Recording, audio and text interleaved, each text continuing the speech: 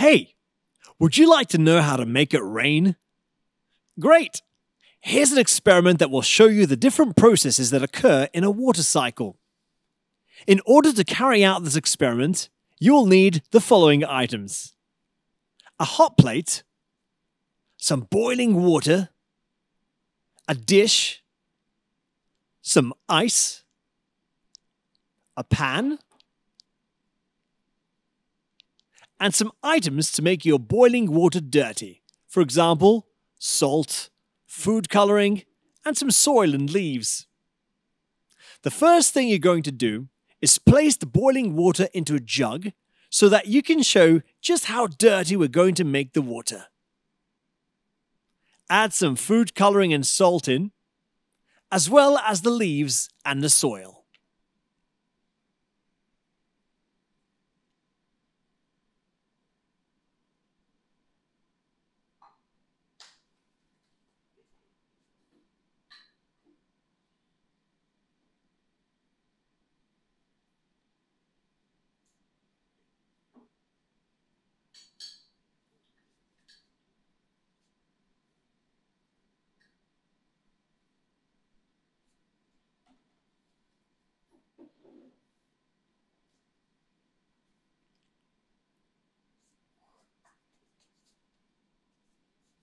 Ew.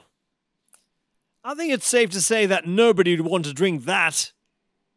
Imagine that this water is street water, seawater, or soiled water. Next up, place this dirty water into the pan on the hot plate to keep it boiling. It is the heat that is going to make the water evaporate into the air. In nature, this heat comes from the sun.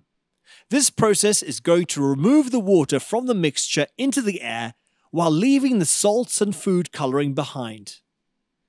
Next, bring the dish out of the freezer and put some ice in it. We want it to be really, really cold.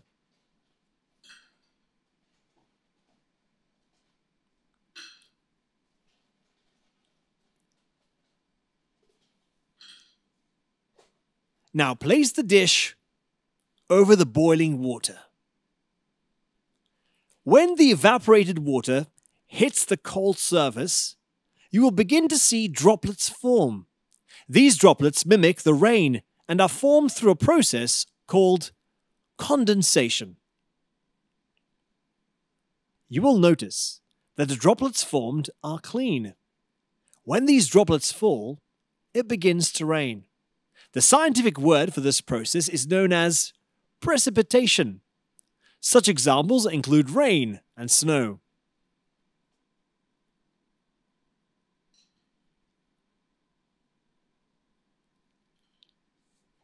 See? Instant rain. Now, if you have a look at this chart we have here, you will notice that the diagram has 5 blanks that we have to fill in. The words we can use are precipitation, condensation, evaporation, percolation, and collection. In this section below, what has happened with the water that fell from the sky? Some has been collected, while some other goes back to the sea. This is called... No. Runoff. Well done. Next up, the sun has started to heat the water, and this process is called evaporation. Well done. Now, can you tell me what we call the process caused by evaporated water meeting something cold like the air? This is called... Nope, try again. Of course, it's called condensation. What is the next process in this cycle called? When it starts to rain, we call it precipitation. This is when the droplets that are formed fall back down, and once again, the cycle begins. And finally, we have percolation. This is when the rainwater that falls filters through the rocks all the way down to the groundwater. With this experiment, you've now learned the water cycle. This is an experiment you can try at home with the help of an adult. Remember to be very careful when using an open flame and boiling water. You don't want to get hurt. Would you like to find out more about the water resources in the Maltese Islands and what you can do to conserve water on a daily basis? Visit www.water.org.mt. This project is part-financed by the European Union under the Cohesion Fund, European Structural and Investment Funds 2014-2020.